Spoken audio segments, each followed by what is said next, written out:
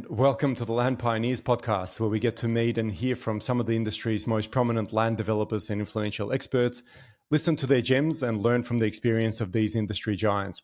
And today's guest is Anthony Braunthal, the co-founder of Resi Ventures. Welcome, Anthony. Thanks, Dan. Appreciate it. Sure thing. So just quickly, back in the first season of the podcast, we had a guest on, Hurram Saeed, whose episode was one of the most popular, on the story of how Resi Ventures got built into a $1 billion business, with over $1 billion worth of land projects in the pipeline. And having known Hurram for quite a while, I felt that there was more to the story, and we get to meet today his co-founder, Anthony Braunthal. So just very quickly about Anthony, he's a director of Resi Ventures and oversees all aspects of the business with a focus on financial management. He has more than 25 years of business experience across government, corporate, and private enterprise, and has created numerous startups and raised equity capital in a broad range of industries. It's including software development, human resources, professional services, biotech, property development, and clean tech. He co-founded CIT Professionals in 2003, an IT resourcing group, and the company was rated by BRW in 2006 as one of Australia's fastest growing IT businesses and in the top 10 overall. So without a doubt, Anthony is a proven performer in business and driving very successful outcomes. And look, before we get too far into Anthony's story, just a quick word about the sponsor of the podcast, and that's Eagle Vision. And with over 17 years of dedication to our craft, we've delivered 3D visualization excellence across nearly 730 projects, including over 40 land estate subdivisions. So what makes Eagle Vision unique? Here are 3 of them, and where we may be a good fit for land developers around the country. Less is more, 24/7, and extreme transparency. All of those points are keys for how we are able to deliver those outcomes for our clients. And, ultimately, we are on the lookout for all the new tech that comes down the pike and act as a bit of a buffer between developers and what actually may be worthwhile for them to invest into. Experience the future today. Visit us at www.eaglevision.com.au and discover a world of possibilities. So now back to our guest, Anthony Braunthal. So Anthony, you started your journey from university going almost straight to the ATO. What was that like, and how did it kind of work your way into becoming an entrepreneur? Yeah, I was recruited straight out of my Bachelor of Business doing accounting at Deakin. So I just basically went from campus, started working at the brand new office at Dandenong that the ATO had purpose built. I was on a graduate development program for 12 months with them. I got rotated through 4 different areas and landed in auditing, which seemed to be a good fit because I had a fairly inquisitive mind when it came to businesses. So I was probably a bit different to your average auditor because I was always just intrigued with learning more about the founder and how they started and grew the business to what it was today, and collected a few dollars in tax along the way as well. So yeah, 12 months into that, I'd actually already written a business plan for an accounting venture that I was going to launch into called Acme Accounting. I liked the Roadrunner, so I got the idea for the name from that. And then once I'd finished my 12 months, I thought, geez, there's a whole lot more to accounting than what I thought. So I thought I better bunker down and learn some more. So I stayed in the auditing field with the ATO for 8 years. I did a couple of graduate diplomas, one in taxation and another one in applied finance and investment, which was sort of more my passion. I sort of started trading shares in high school at a fairly early age and carried on with that for quite a long time. And then I had an opportunity to sort of start sort of pursuing a business in that sort of realm. I ended up designing a share market starters kit for the first time investors. I was still at the ATO at that time, just doing that in my spare time. And then I thought, you know what, I think this has got legs. So I ended up leaving leaving tax, started a business called InfoShare, which was a share market education service, and was dealing with clients like the ASX and selling direct to consumers through various publications like BRW and the like. And I had a friend of mine who was helping me with the sales and marketing. I think we're ahead of our time because it was a great idea, but it was just really hard to get that message out to the public. So we kept sort of that on the back burner, and then started up a business called Info People, which was in the IT sector, providing resources to corporate clients. So I guess I realised pretty quickly that I could apply the same skills that I learned from one business to another, and then just sort of kept going. Wow. So I'm really curious about the mindset. ATO for a lot of people would be like the dream job, potentially, especially if they're strong in the accounting and auditing and those kind of skill sets. It's also a very stable job. What was it like to say, right, I've actually got something of my own here. I don't want to just be part of this, ongoing thing. I'm going to get out and do it on my own. Was it scary? Not at all, really. No, I guess I always knew inside myself that I was sort of destined to going into private enterprise. So for me, it was sort of just part of the journey. More So of a it was stepping really stone. one stepping stone to another, which seemed like a logical progression. So yeah, I've never really had a fearful bone in my body with anything that I've ever done. So for me, you just have to keep evolving, and I felt that I'd sort of learnt what I could. I'd sort of started to hit a ceiling in terms of promotions that I had, and I thought it's time to venture out into private enterprise. Brilliant. Okay. And so private enterprise, you've downplayed it a little bit because your ventures became quite successful and you were able to exit some of those. Is that right?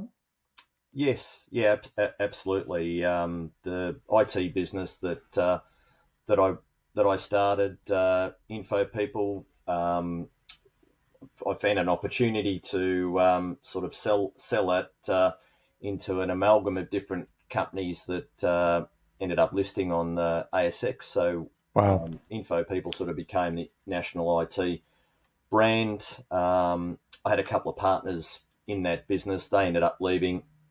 I stayed on as GM. I had three little kids at that stage, and I decided to take more of a backseat role. So I just went purely into a sales role for a couple of years. Made more money in sales than I did when I was actually running and owning the business, and had a lot less stress. So that was great for that period of time. And then I guess it got to sort of the end of 2002, and we had an amazing run in the tech sector in terms of the growth of the business. We had Y2K, then we had all the changes with GST that were required when that got implemented in 2000, and then we had the .com boom, and then subsequent bust. So by the time I exited the business, I'd sort of seen out my contract and fulfilled my obligations. So I thought the industry at that point was on its knees, and I thought, well, what better time to start up a new business? So I started up another IT venture called CIT Professionals. This time on my own, no partners. I sort of went a bit more niche into providing software development expertise to corporate clients once again, and that just exploded over the coming years. Just sort of got more and more momentum. So that started in January 2003, and by May 2006, I'd sold the business. So and then I eventually exited the business in June 2010, and we had around 300 people working for the business as consultants, in roles such as, project management, business analysis, testing, developing, and technical type roles. So I saw that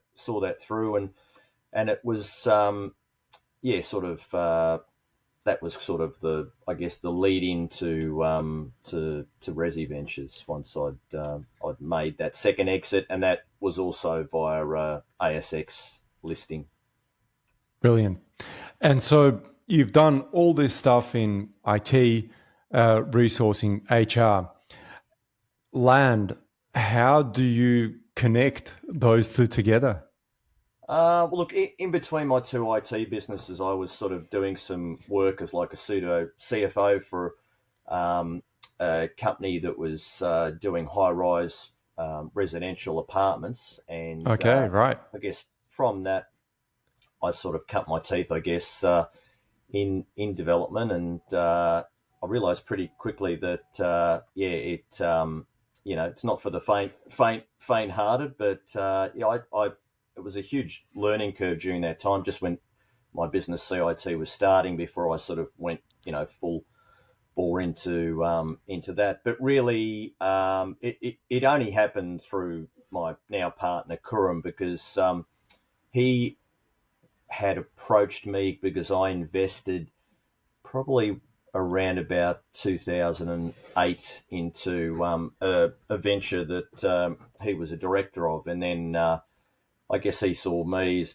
maybe a potential future partner. I'm not sure at that time, but he asked me whether I'd be a mentor for him, because he was doing an entrepreneurship MBA, and I said, yeah, sure, I'm happy to help, guide you, given my background. So I guess that was sort of how we formed a connection and a friendship. And he was the one that came to me in about September 2010, said, hey, I've got this idea of how we can partner with landowners and help them supersize their returns. And I said, well, I've always been about trying new things. And I said, well, you've got the property knowledge, I've got the business background, so what have we got to lose? So he's sort of one page business plan, I guess, captured my imagination, and as they say, the rest is history. 15 years later on. But in that first sort of 12 months, well, I think it was actually 6 months, I started 3 businesses. So Resi Ventures was one of them. Insight Contract and Consulting is another, which I'm still run today as a sort of non-executive director, and another business, Kennedy Reed, we've built up and sold in the meantime. But in large part, Resi Ventures is sort of the mainstay. It certainly consumes the most amount of my time and capital. So and I think can imagine. that's probably what Kurum also saw in me. He thought there's nothing better than having a partner that can also bankroll a business and help him keep a watchful eye on the finances. Yeah. Look, finding successful partnerships is such a difficult thing. Having been in business for a little while, I've seen so many partnerships dissipate and dissolve because of various ideas and interests that often start to conflict. How, and I guess, what did you see in Hurum? How do you kind of combine those different visionary or integrated? There are all these different terms in business, and actually make it work. Yeah, look, it's challenging, whether it's a partner in business or a partner in life. I mean, either way, it's hard to stick through thick and thin. I guess Kurum and I had some similarities, in the sense that Some IT background. yeah, we started sort of business IT background. We both started with nothing. I didn't come from a wealthy family or anything like that. Just went to a public school, lived in a very modest home. Hardly went on holidays. Just enjoyed growing up. Riding my bike and having fun. In in nature. I lived out in the eastern suburbs, and it was very raw, out there. So I guess having a stable family background. I'm married, 3 kids. Kurum, the same. So I guess we had a similar sort of grounding and values, ethics, and also drive as well. So and I guess in business, I've had a number of businesses with a number of different partners, and by and large, I guess I've picked well or been fortunate. I've had partners that have sort of had my back and had complementary skills. I think that's really important. I mean, a lot of people probably look at Kurum and I and think we're chalk and cheese, and we probably are to some extent as well. So he's a migrant. I'm obviously Aussie born. I only speak one language and probably not very good at that. Whereas obviously he's bilingual. He's much more culturally diverse. He's religious. So there are quite a few differences between us, but I think the common But there's so thread much values alignment that also seems to be underlying all that. Yeah. 100%. And like Kurum's got a similar work ethic to me, and he's very much sort of laser focused, and it's been a roller coaster, to be honest. It's definitely hasn't been a straight line in the 15 years, because I mean the biggest challenge you've got is obviously the markets are constantly moving, Doing its own things. Yeah. moving like that. But by and large, look, it's good. I mean, I've learned a lot more about him, and his family, his way of life, his upbringing, challenges that that he's faced as well, and he probably equally my background as well. So it's been good. I think we're both very Complementary. Yeah. open people. And I always like to think I always kind of look at every situation from the other person's perspective as well, just so I can understand what makes them tick. So I think the good thing about the relationship with Kurum and I is that over years it's got better. So like we don't really have arguments. We have robust discussions, and always challenging each other. But I guess the thing is, we've always stayed on the same path together and haven't wavered. We've never compromised anything. At the end of the day, it's always the business comes first, and I think that's the critical thing, because as soon as people put their own sort of biases and self-interest and motivation first, and I guess that's the other good thing. Kurum and I don't have egos, so we very much play the straight bat, if I can use one of Kurum's cricketing terms. And it's been a good been a good journey. We've grown a lot. We've built a great team of people around us, and that's ensured that we've got through the tough times and sort of punched out the other side. Yeah, and there's obviously a very high level of trust that's there 100%. Between the partners too. There is absolutely, yeah. That's critical. So we've both sort of stood by each other whenever we've had challenges within or externally to the business as well. So I guess I've taken away some of the values that Kurum's taught me, and practices, something like meditation, which I never did before, but I've sort of picked that up since meeting Kurum, and Wow. I think it's been good for both of us. We're always swapping information, on podcasts to listen to and books to read, and so no, it's definitely been a sort of a two-way street with our That's relationship. awesome. Yeah. And in our sort of earlier chat, you mentioned the continuous and never-ending improvement as a bit of a attitude. Can you talk a little bit about that, how that all came about? Obviously, you've gone through different stages of life and different experiences, but yeah. Yeah, sure. I guess I've always been about continuous improvement. In I guess every aspect of my existence.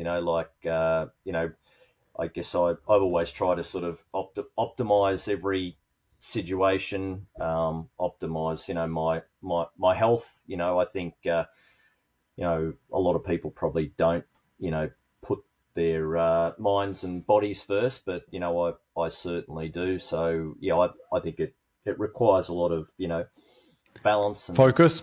structure. Yeah, absolutely. Because I mean, as humans, our natural default is to be lazy. Like it's easy to do nothing. It's easy to take the soft option and just cruise. But yeah, look, that's never been me. I think one of the ingredients for success is just having a sort of a relentless work ethic and just constantly applying yourself and trying to be better and surround yourself with people that are more skilled than you are. That's really the key. You don't have to be the expert at everything. I've been more sort of the jack of all trades and the glue, and you just have to find the right bodies to join you at the right time and give them the right incentives to ensure that you sort of retain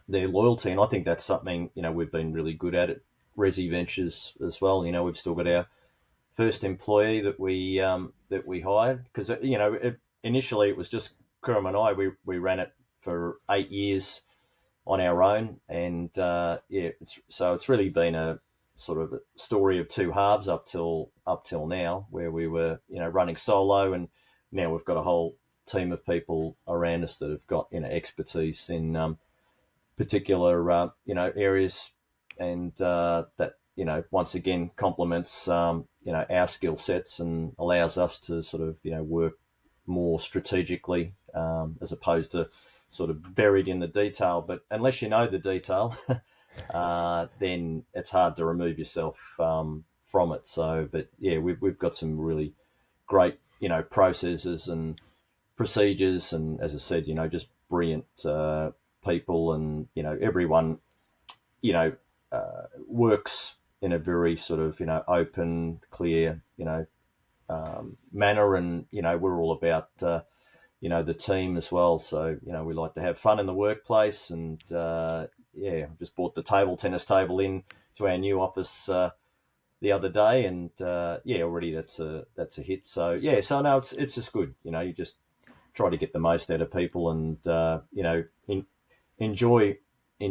Along the way. That's very cool. Look, and I'd love to touch into the fun bit a bit later on, but here's a question for you. Do you believe in luck? Yes,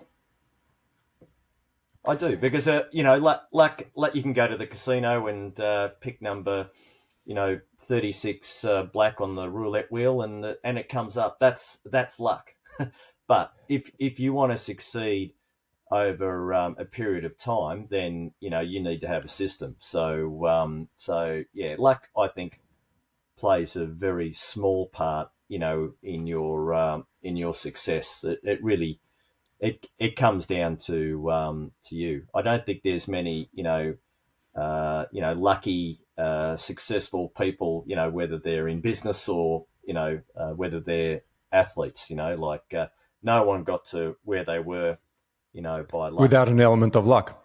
Yeah, and the luck obviously helps, but I think like the saying goes, you make your own luck.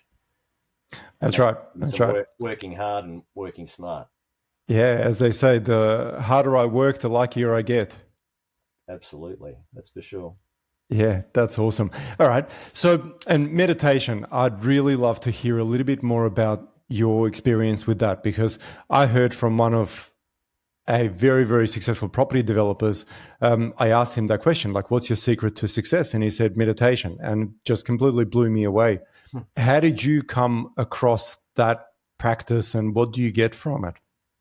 Kurum was the one that sort of introduced me to the concept of meditation. I'd never even kind of given it a moment's thought. That was probably a decade ago. So I went off and I did a course in transcendental meditation because I knew someone that had done that. And yeah, look, it was interesting. I mean, for me, I'm pretty vanilla sort of guy. So anything that's too much hocus pocus and spirits and that Bit sort of woo stuff, woo, right? yeah, loses me pretty quickly. But I look, like most things, I take the elements out of it that I like, that I think I can work with. So I guess I adapted my own version of TM as it's called, and yeah, look, I do that practice daily. I've already done a meditation session this morning. Often I do it when I first get up, which seems strange to a lot of people, but I find it just clears your mind. And other times I'll do it in the afternoon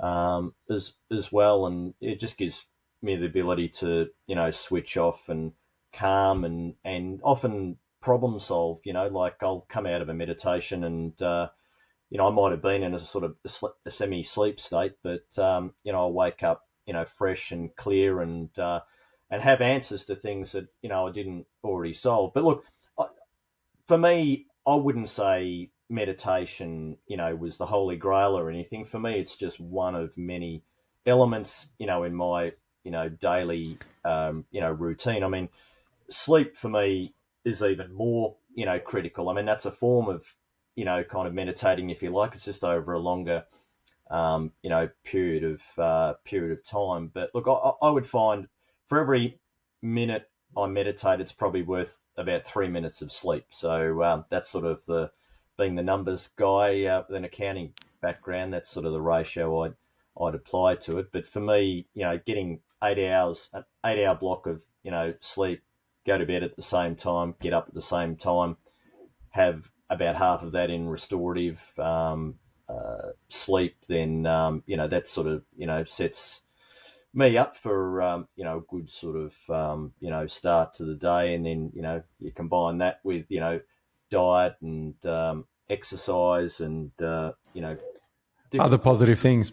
Yeah. that's right. Then that's what enables you, I think, to Be a sort of high performer. best.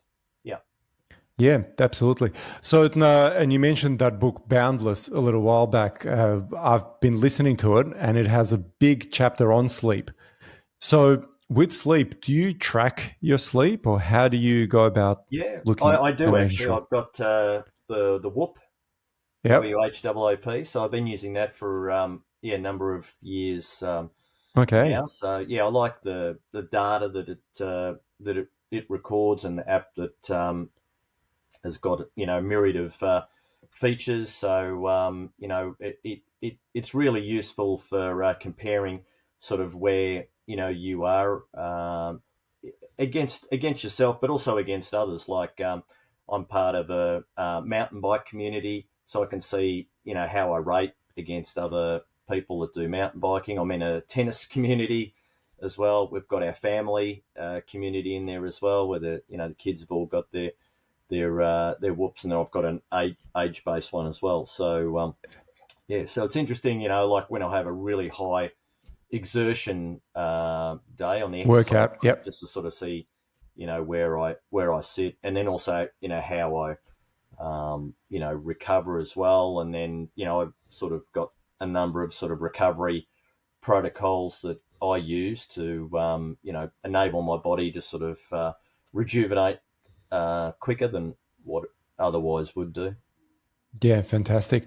Look, back in 2012 or thereabouts, I joined a squad of triathletes who were swimming. And so many of them were either CEOs or CFOs or real sort of high achievers in a society. Hmm.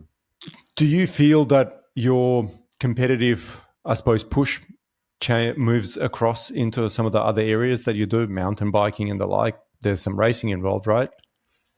Yeah, look, 100%. I mean, I've played competitive sports since I was about 10. So, and I still do today. So, plenty of people I grew up with don't no longer do that. But for me, it's just a way of life. So, yeah, I've been playing, racket sports, tennis, table tennis, squash, racquetball, you know, for over 40 years. And tennis comp I've played since I was,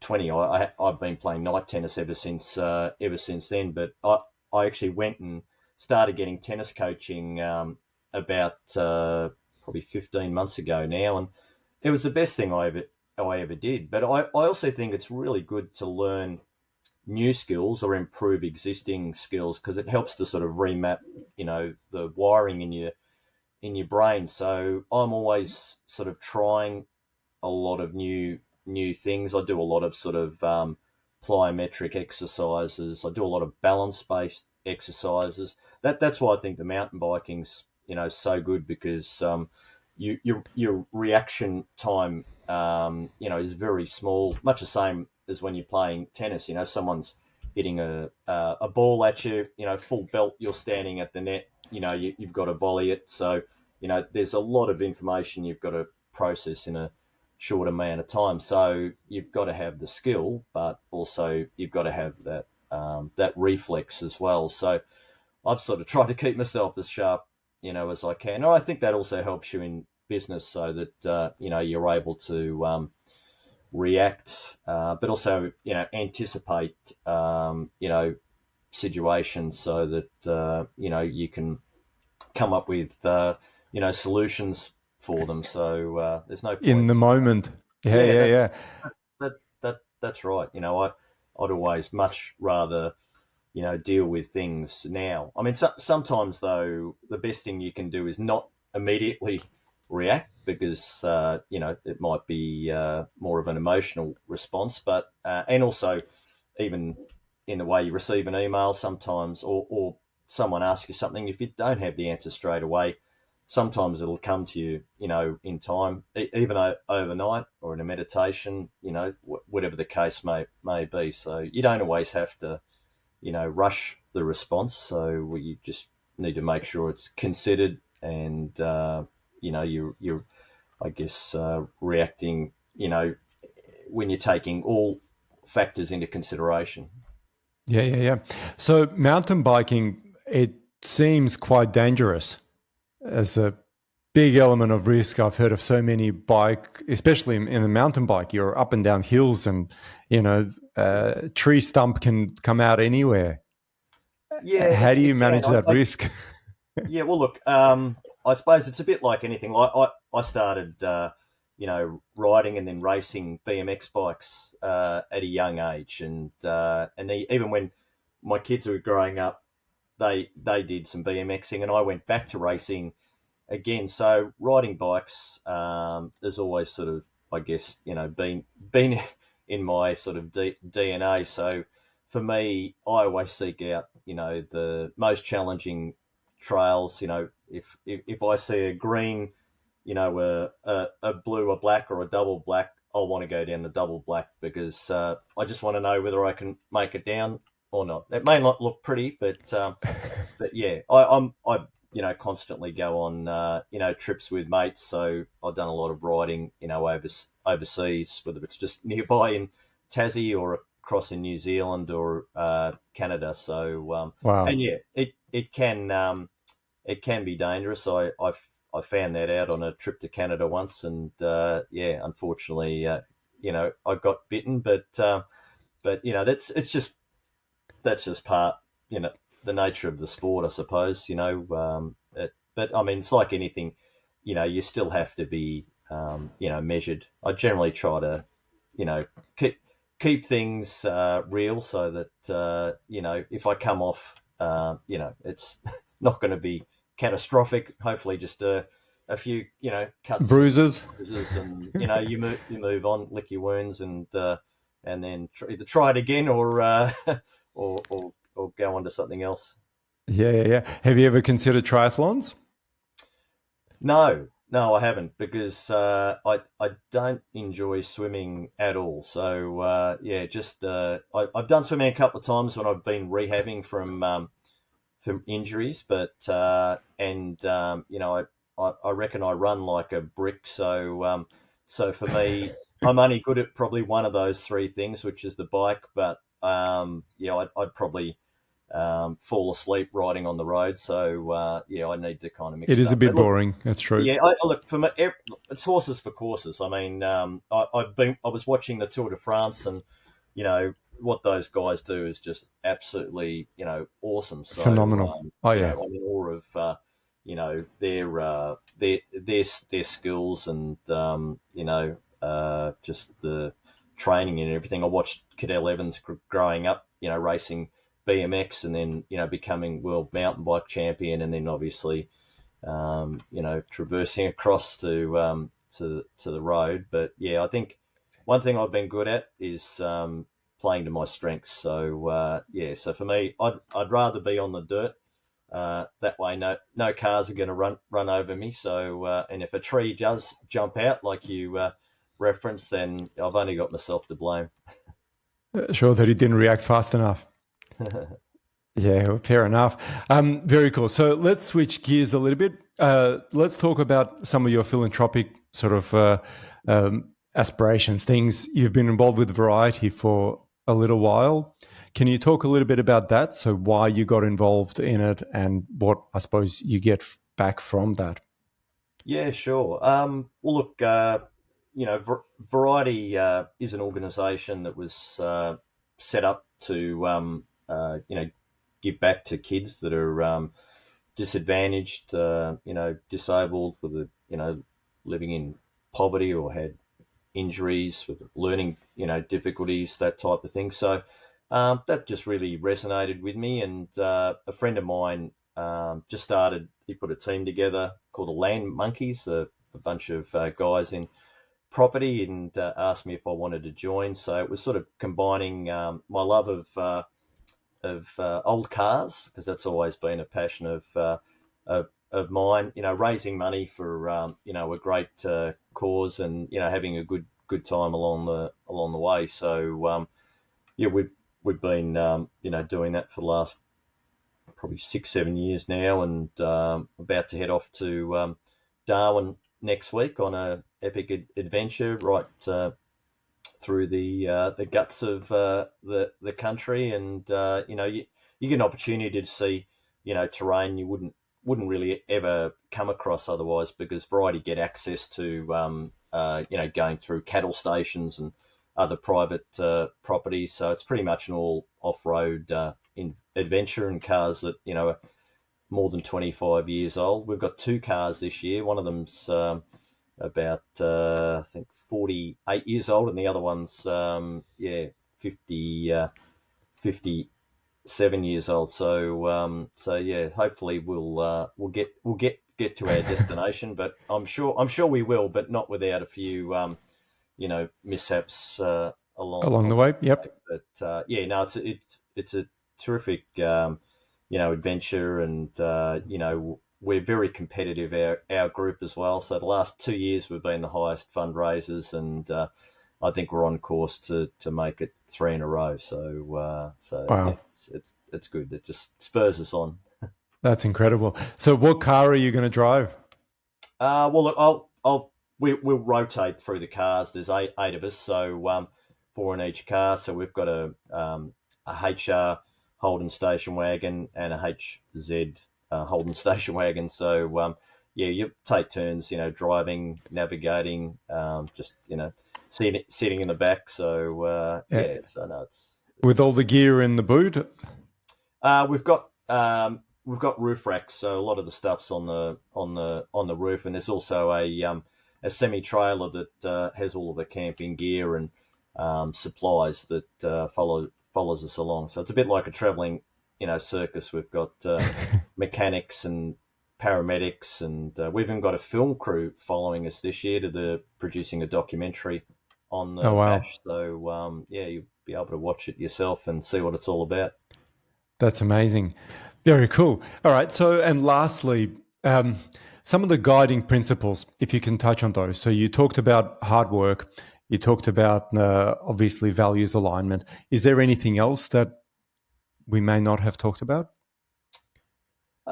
I guess, look, one of my favourite sayings, I guess, in life has been, persistence beats resistance. So, and I think, that's held true in everything I've ever done.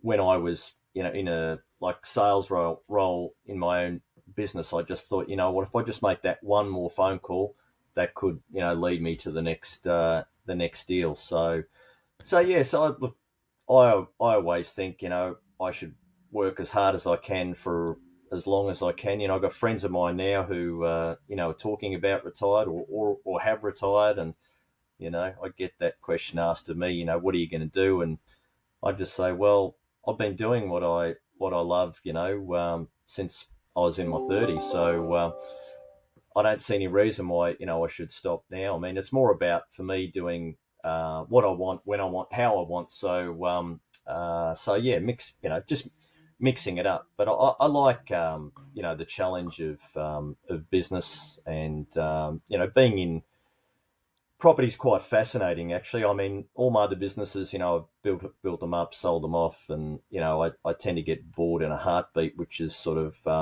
probably the reason why that's occurred. But property is a bit different because every project, takes a life of its own on. So it's quite different, and with so many different projects going and so many different challenges in each one, whether it's planning or design or sales and marketing side of things. There's just there's a lot of noise, and I suppose that lends itself to my personality, where I like to be problem solving and dealing with a bunch of different things at the same time. So yeah, it just sort of keeps. Constantly juggling.